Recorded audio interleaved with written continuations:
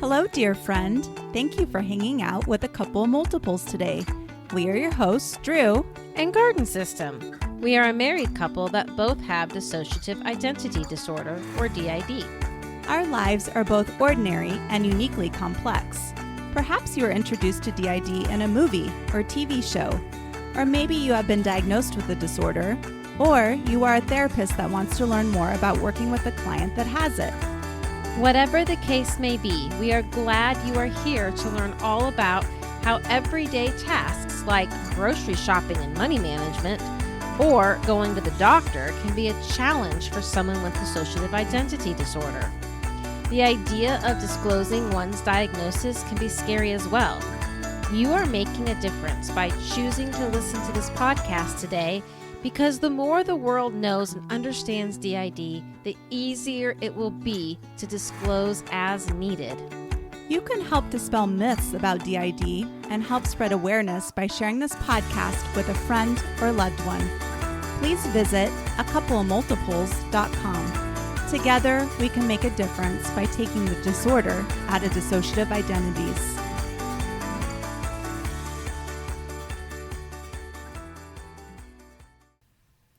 Hello there, and thank you for tuning into this informative 7th episode with Drew and Garden System, a couple of multiples. As you learned from our previous episodes, we are a married couple that were both diagnosed with dissociative identity disorder, or DID. We have had to learn how to navigate seemingly normal tasks that have added layers of complexity due to having multiple parts. Which means we have lots of funny stories to share and hopefully relatable, challenging aggravations that come from trudging through stuff before we figured out how to do stuff better. Probably the most challenging activity for us is going grocery shopping. Stores like Walmart can be extremely overwhelming in so many ways, and the tendency to dissociate is so strong. Yeah. The distractions are endless when you have everyone inside looking at everything and loudly commenting on all the things. I used to get really bad headaches almost instantly after entering places like Walmart. Some of our fine folk listening may not be familiar with the term dissociation and how everyone can dissociate. Good point. In simple terms, dissociation is when a person, quote, checks out, and sometimes it happens when a person or system of parts feels overwhelmed. In our first episode, we explained that everyone experiences dissociation at one point or another. The common example we used is when a person is driving, let's say to work, a place they drive almost every day. A person may figure out that they must have been daydreaming because suddenly they are at work but don't really remember the drive. So there are many reasons why a person might dissociate. And when you dissociate, you end up with amnesia. Trying to get grocery shopping done is rather difficult if you are checked out and not remembering stuff. There have been times when we found ourselves at the checkout, staring at the amount due and feeling completely flabbergasted about how much we had just spent.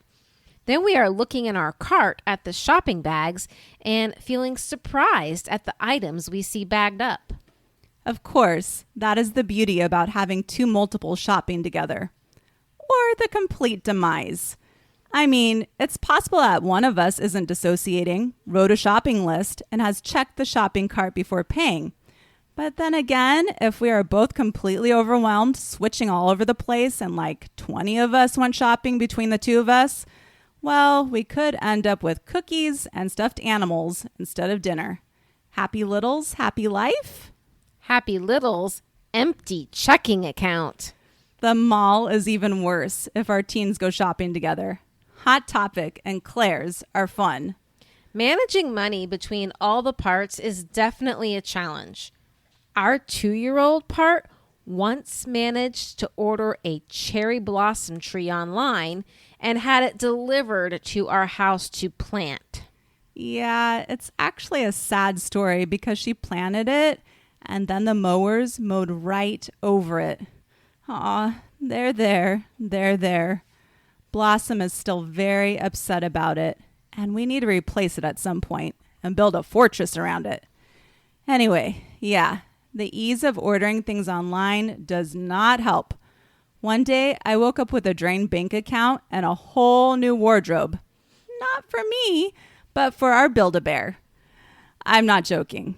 There were shoes and mermaid sequin jackets and denim skirts. I could have been a fashion queen if they were my size.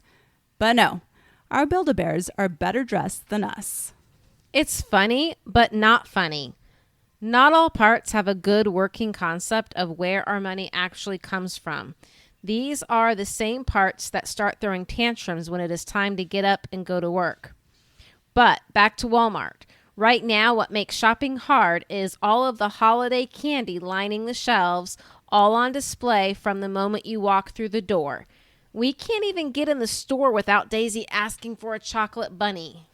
So yeah, all we could think about now are chocolate bunnies. But the cool thing is that this situation is actually manageable in the same way one would handle an actual child that wants everything in a store. The difference is that there must be an adult part close by in order for these tactics to work. If littles are the only ones shopping, then you might find a drained bank account later. Developing co-consciousness is key to system management in a lot of ways. That way, when you go to Walmart, an adult part of you can say, let's take a picture of that thing that you really want. And when we go to work, X number of days or whatever stipulation you want to work on, then we could come back and we will remember what you wanted and get it. That's one tactic. There are a lot of people inside of us to please. Everyone seems to have their own wish list of things from food to clothing to entertainment items. Yeah, my parts literally have their own wish lists on Amazon. The most treacherous aisle of all is either the toy aisle or the candy aisle. Before we knew we were a we would often come home and discover items like bags of chips or packages of cookies among our items. There were times when we found DVDs and other random toys as well. There wasn't always complete amnesia for buying these things. Sometimes there was this hazy memory that we often thought was more of a dream than reality. Or we might be aware that something was going into the cart, but it didn't feel like I was the one putting it in there. Makes sense now that I know we are a we and not just an I. It was someone else putting it in there. Before you know you are a system, switching often feels like you are moving like a robot with no control over your own body. These types of problems, like overspending or finding items in your house that you don't remember buying, will cause your wheels to start spinning about how to solve the issues. For us, Drew, our main adult part Lizzie, found a love for list making. At one point, before cell phones completely took over, our pockets and desktops and all the surfaces were covered in Post-it notes, lists, and index cards.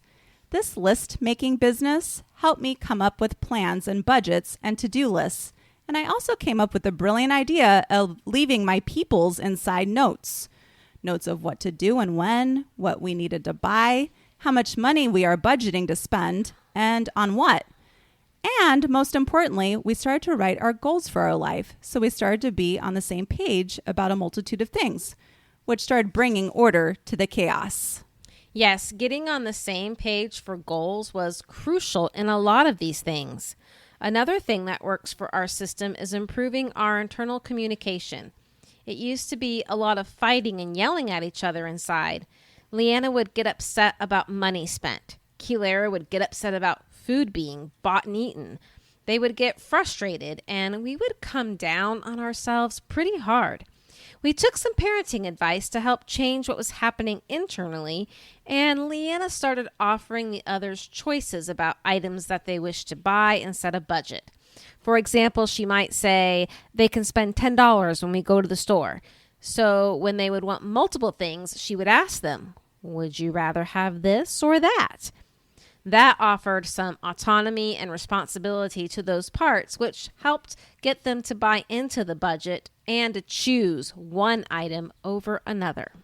Yes, just like with an actual child, it is not helpful to always say no. And you want all parts of yourself to feel heard and included and like what they want and feel matters. So, like Garden System said, you include everyone's wants and needs into the budget and put limits on things. This tends to prevent some of the yelling, arguing, and hurt feelings. It also prevents parts from just taking over and buying what they want without telling you. Right. And Garden System brought up another hot topic. And we aren't talking about the store at the mall this time. We are talking about food and everyone having different preferences, goals, and thoughts about what the body should or shouldn't eat. With all the different opinions and wants and the high emotions of trying to meet all these needs, added with the additional stress of dealing with crowded aisles, grumpy shoppers, and all of the marketing ploys designed to get you to buy, it is no wonder we end up checking out and just dissociating. We're trying to escape the store, but we can't really just leave because we have to buy our groceries. Since Lizzie usually goes to the store now with a list, it makes dealing with the dissociation easier. If we end up switching, at least we have a list in our hand. Garden System's job when we go grocery shopping together is to push the cart. I know that's something you prefer to do. Is there a reason? We push the cart because it helps us feel more grounded and present. If we weren't pushing the cart, then we would likely end up wandering somewhere, distracted by all the things in the store. Pushing the cart keeps our hands busy and it keeps us focused on what we are supposed to be doing while we are there. Yes, so Garden System is pushing the cart, and I'm usually grabbing stuff off the shelves that has been predetermined on our list, and I put it into the shopping cart. Early on in our relationship, I used to go to the grocery store alone, which was okay because I had a list. But I didn't like going alone because I don't feel exactly safe out in public a lot of the time. I had originally volunteered to do the grocery shopping because I knew Garden System gets really overwhelmed and dissociated in the stores. But then we started going together because of my issues with safety. Another thing that we figured out early on when we started to shop together was that both of us need to sit down beforehand and make the shopping list together. For a while before this started happening, Garden System would be like, "Why are you getting that?"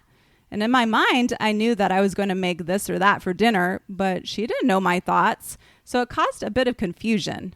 I took it as anger because she wasn't agreeing with what I was buying, and at that point, we weren't budgeting money for food like we do now. So it was all just adding up. Now we have figured out that if we sit down before we shop, plan where you're going to eat each day during that week, and write those items down on a list while being at home where we're able to see what we already have or don't have, that is extremely helpful. To keep within our food budget, I total up all the items on my phone's calculator as we put them in our cart to make sure we don't go over our budget. It does take planning, but it really helps with anxiety for both of us over a lot of things. One trauma that tends to get overlooked is money or financial trauma. Money is such a vital component to safety.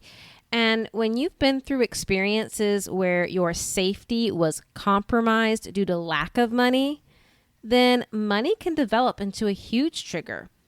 We've worked for 10 years now as a financial advisor and have seen the impact of how financial traumas affect people and how they handle their money.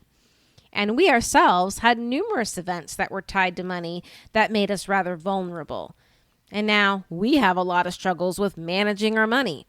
Some parts will either want to be miserly with every penny because they are afraid that the coffers will just run dry, while other parts want to buy now because there won't be enough later to buy. They might overspend in the moment because we had the money and we have to spend it now before it's gone. So I think a big help in easing some of this money anxiety is sitting down, writing out all the bills item by item, taking note of when they're due, then figuring out how much you want to save each month. Sometimes you can only determine this amount after you've also subtracted what you need for food and gas, etc. Having a plan and knowing your spending limits and communicating with everyone inside about money and goals is super important. And for Garden System and I, that means we have to be on the same page too. When both of us get paid, we sit down together and figure it out as a team. Money is hard to manage even as a singlet. That is, a person without multiple parts. And we see the impacts of financial trauma for those who don't have DID after spending 10 years as a financial advisor. We've had clients with $500,000 to $1 million who are terrified of going broke, being homeless, and taking the whole concept of living frugally to the extreme. It's important to address these traumas in therapy and find a good financial advisor to work with, no matter your net worth. As a multiple with extra challenges, it's all the more important to set aside time for financial planning. Even knowing what our budget for groceries is, it is still panic-inducing to see the total at the register. There's this avoidance desire to not look, but not looking or facing the checkbook is just going to cause worse money problems in the future. So we've had to address these money triggers in therapy and utilize our financial advisor skills on ourselves. Planning on how much to spend is important before going to the grocery store, but also deciding what food to buy beforehand is equally important. I do want to spend a moment here talking about what a challenge it is to come to an agreement about food and what to eat when you have a system of parts. If you haven't come to an agreement before you go to the store and you haven't made a list, then whichever part that happens to be out when at the store will be the one picking out the food. If this happens to be a little, you'll probably have a cart full of kid food, macaroni and cheese, chicken nuggets, chips and cookies, and the other parts of you may feel a little upset when there aren't a lot of healthy options that actually make it home. I have personally found that denying the littles all treats will make for a lot of pouting and possible sneakiness. So it's better to come to agreements than to say no completely to what parts want when it comes to food. Which leads us right back to internal communication leading to internal cooperation. You know, I think you should tell everyone the story about how you came to possess Bubbles, the pink bunny. For your information, her name is not Bubbles, it's Bubblegum. Yes, I can definitely tell that story. So Lizzie, who is the one of us that is a part of Drew that talks on this podcast, was shopping at the grocery store, getting all the food. And she got to the part where you check out at the end and pay when me, Ramona, saw the best pink bunny that ever was, because she had a pretty flower bow on one of her ears, and the inside of her ears has the same flower pattern. And she is so, so cute. And I told Lizzie when she was putting the food on the conveyor belt thingy that I really, really wanted the pink bunny. Please, please, please. And she reminded me that I have lots of stuffed animals, which is true. But I couldn't stop thinking about the pink bunny. I was thinking really loud thoughts on the way back to the car, and Lizzie put all the groceries in the car, and she got in the car and closed the door, and then I guess I was being too loud. And I think she probably thought the bunny was cute too. So she went back in the store and went back in the line, and when she was buying the pink bunny, the nice cashier register lady said, "Well, someone's going to be happy." And I was thinking, you bet your button someone's going to be happy. And Lizzie gave me the bunny, and I named her Bubblegum. And now I get to sleep with her every night. I love her so much. So now you have a clear picture of what it is like to go grocery shopping as a multiple. Very clear.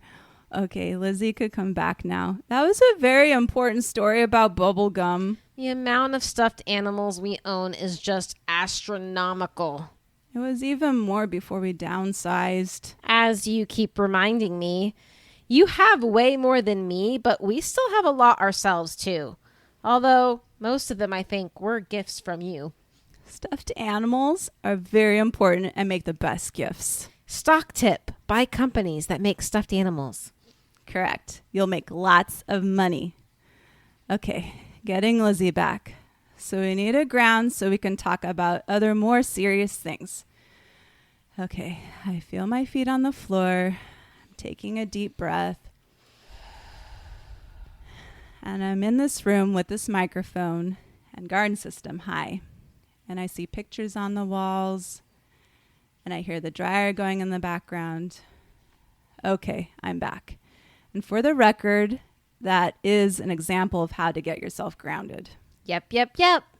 Okay, now, There are a few other seemingly normal things that are quite the challenge when you've experienced trauma and have multiple selves. For example, doctor visits. We all know that we need yearly checkups, and there are quite a few standard medical procedures done for preventative care.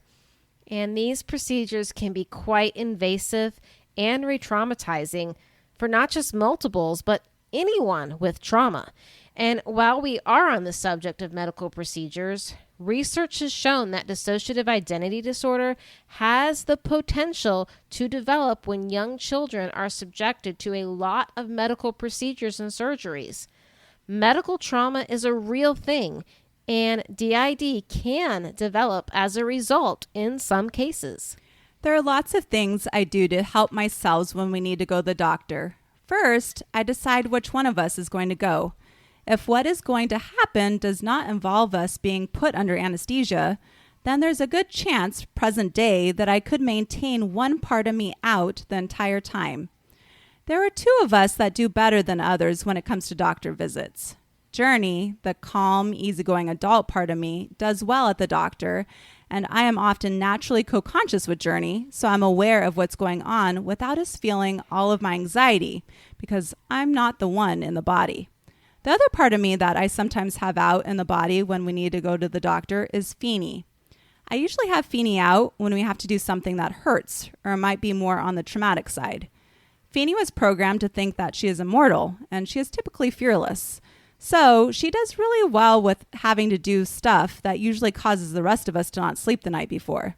This includes ordinary stuff like shots or blood tests or the dreaded women's exams, or anything major.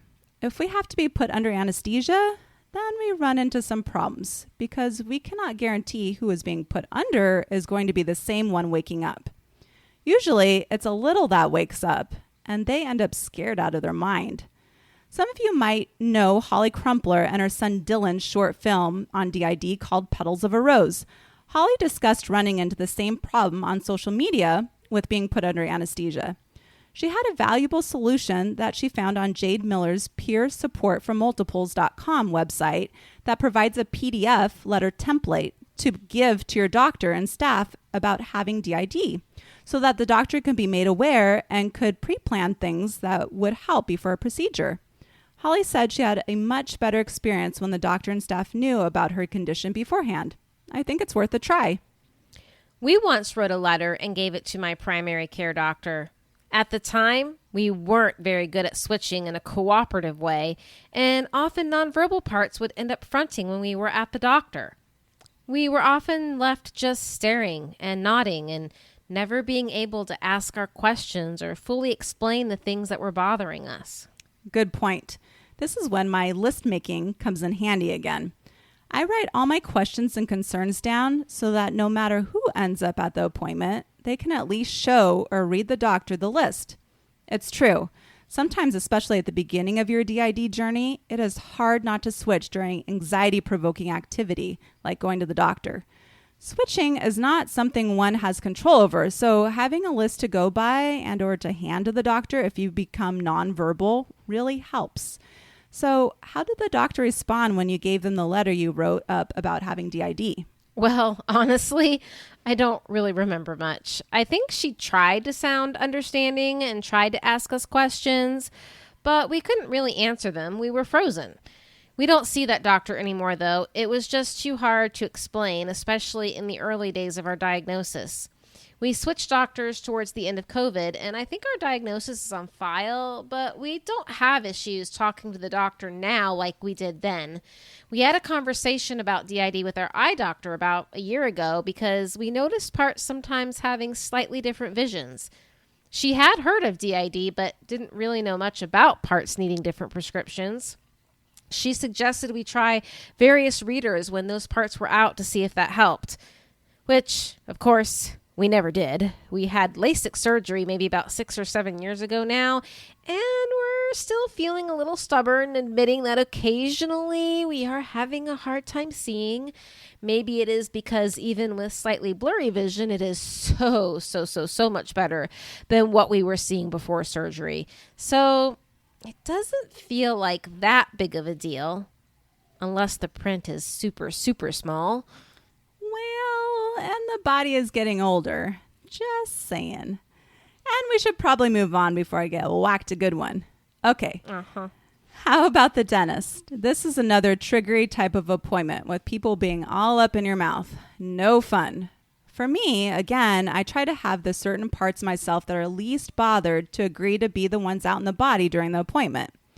I do have internal meetings before visits like these, so everyone knows what is going to happen and when. And I try to provide comfort for those that feel anxious, including myself, Lizzie, because I have tons of anxiety.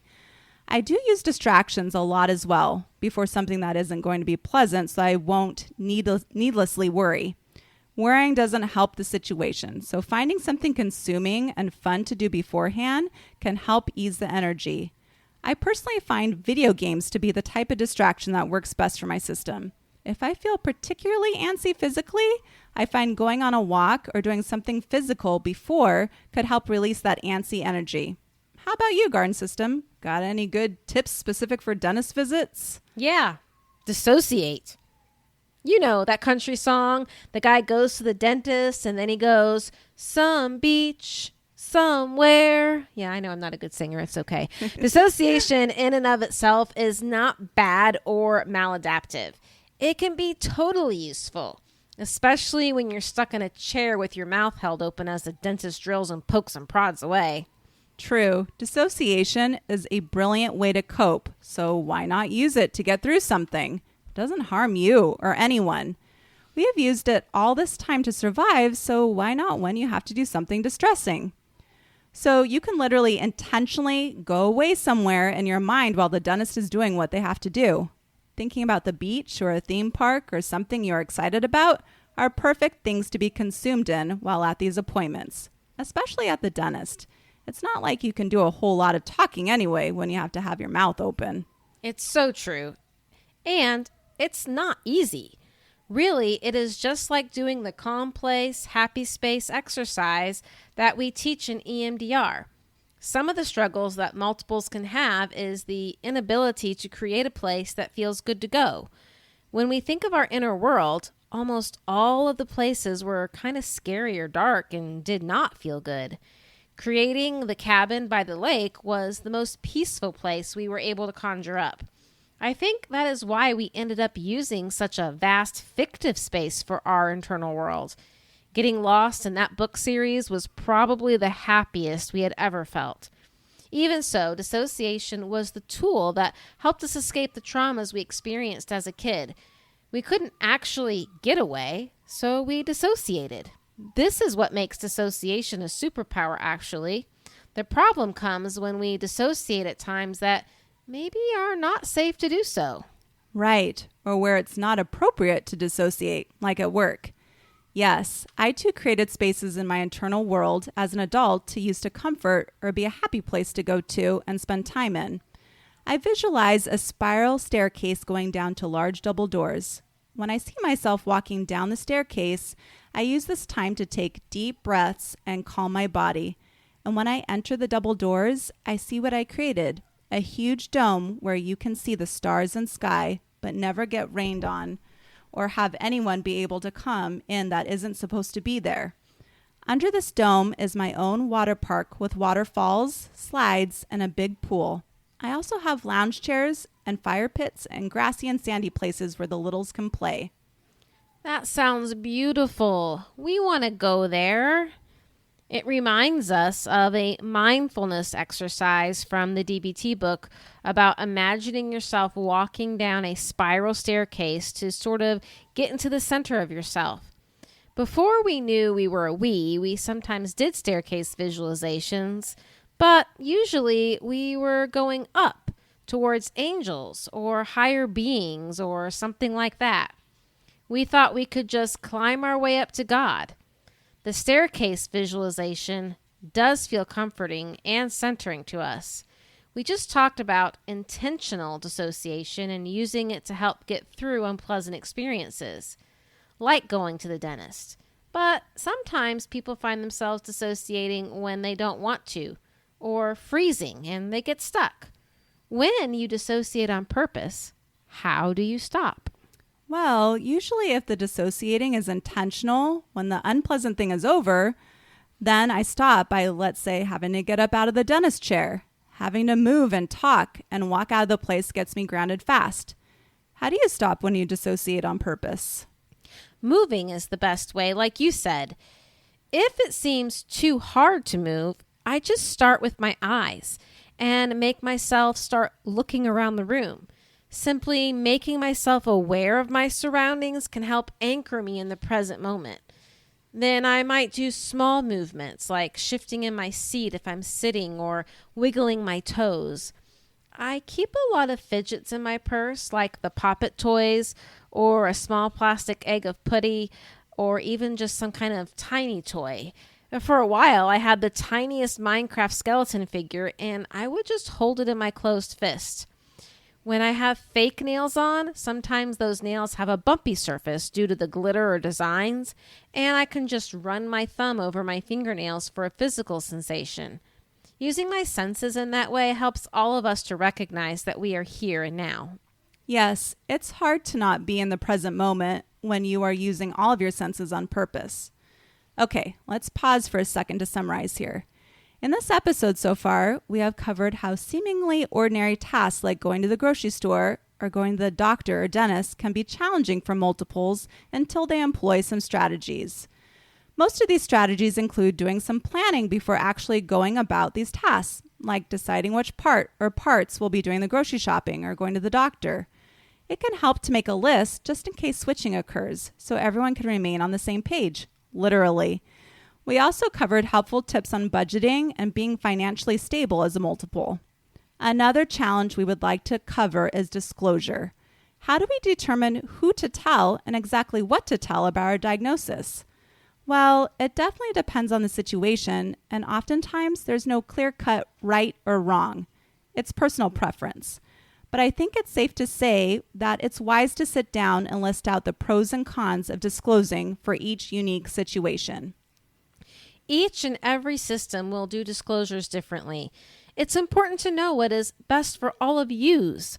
Originally, we didn't really want anyone to know about our diagnosis. We were a bit incognito in checking things out as we learned about DID and all of ourselves. Very slowly, over time, we started trusting certain people to know, and we would expand to include other people as we felt comfortable and gain trust with them. Different selves will have different ideas and feelings about what is shared and with whom it is shared. It really is a collective decision about disclosure. We wouldn't be doing this podcast if there was someone within us that was against it. True. There definitely had to be system agreement about doing the podcast. Not to say that some parts don't feel scared at times for going public about it, but no one is losing their mind over it either. I have had many different experiences with disclosure. Back when I was newly diagnosed, I did decide to tell the people I worked for and a couple of my coworkers. My reasoning for doing so was I was hoping that me explaining why I sometimes had issues, called out from work, or needed certain accommodations would be more readily understood with an explanation. Over time, I learned it was better to give employers or friends less information at first until they fell in love with who I am, because I am generally good at what I do and I am likable, responsible, hard worker. Once I was confident that they knew I was worth having around, then I would give that person more information, if I decided that's what I wanted to do. In my experience with employers or friends that you feel like need some sort of explanation at the beginning of your relationship with them, it's easiest to say, I have PTSD. Saying you have PTSD is not lying, and many people are already familiar with PTSD and know it is caused by trauma. This gives them the general idea of why you might be, quote, different, or give an explanation as to why you might struggle at times. Before I learned to slowly give information over time to people I decided to tell, my disclosing my diagnosis usually led people into being fascinated over me or even thinking I was incapable. And honestly, the general public as a whole does not have accurate representations of DID to have a good understanding of the condition in the first place. When you disclose, it ends up being you teaching the person you are disclosing to the reality of DID. Yes, if you have DID, you typically have PTSD too. Not everyone who experiences trauma develops PTSD or DID, and not everyone who develops PTSD will have DID. Disclosure does mean that you will also be educating those with whom you share your diagnosis. There are a lot of misconceptions about what it means to have dissociative identities that are often fueled by movies or books, which is why disclosing can be a bit scary for people with DID. We don't know what the other person does or does not know already, or what they think they know. Having good examples of what DID is really like will be important for helping with the education of the general public. There are more and more podcasts coming out now about DID, and we now have a short film called Petals of a Rose that accurately portrays what it is like to live with DID. I really enjoyed listening to Dr. Adrienne Fletcher's podcast, Braving the Way, which she is rebranding to Trailblazing the Way, and the podcast called Healing My Parts. With these educational resources now available, it will help ease the difficulties with disclosure. Yeah, it's kind of the whole reason why we are doing this podcast, to contribute to the ever-growing accurate depictions and representations of DID. We want people to understand our real challenges and also our real strengths that have come from having survived. We want to show the world that we are thriving and that we are a community that is strong and so very capable of doing all the things. We are people that know how to do things scared because we are passionate about spreading hope. We hope that disclosure can become less scary in the future because more people will understand how capable and amazing we are. So true. And we want people who are newly diagnosed to also know that they are capable too. It can be very scary in the beginning, and you sometimes wonder if you'll be able to work or have kids or have a fulfilling romantic relationship. Some people have had their diagnosis for years, but haven't been able to find appropriate treatment or a therapist that is knowledgeable or willing to learn. It can feel very distressing for many, and we want everyone to know that there is hope and that we can do all of these things. Yes, there are a growing amount of therapists that have appropriate training and are trauma-informed. And this, of course, means that more of us with lived experience will have access to a therapist that can provide the proper support and guidance for our healing journeys. There are. With the Healing Together conference and more people speaking up, we have encountered many more therapists who have become dissociation informed and really care about our DID community. And we are so thankful to have so many clinicians eager to learn all that they can. And there are many people with a lived experience of DID who have become and are becoming therapists too. The last few years, we have seen an uptick in research trainings and conference attendance. Since DID and OSDD, which is otherwise specified dissociative disorder, are not as rare as we once thought, we definitely need more clinicians who will specialize in dissociative disorders. I know Garden System here has felt called to become one of those therapists that has lived experience and can be a resource and source of hope for others. And I have felt called as well to go back to school and become a therapist that will specialize in treating dissociation and trauma. For next week, we are working on an episode all about the different types of healing modalities and therapeutic interventions that have been used, researched, and proven to be helpful in the healing journeys of those with dissociation and trauma. And even a few things that are outside the box. We will also talk about the things that were not so helpful. We thank you all very much for listening. If you found this podcast to be helpful for you in any way, kindly leave us a review. You can leave reviews on Spotify by clicking stars and on Apple, which gives you the ability to write out your review in addition to leaving stars. Thank you for hanging out with a couple of multiples today. From your hosts, Drew and Garden System, thank you for listening to A Couple of Multiples, the reality of dissociative identity disorder. This podcast is intended for educational purposes and is not a replacement for therapy. Listening to this podcast does not constitute a therapeutic relationship with the hosts or any potential guest speakers. If you enjoyed this episode, please leave us a review. We would love to hear what you enjoyed the most. You can visit our website at acoupleofmultiples.com for additional information and resources, and to also subscribe to our mailing list to receive future updates. Remember, you matter and are loved for being all of yous.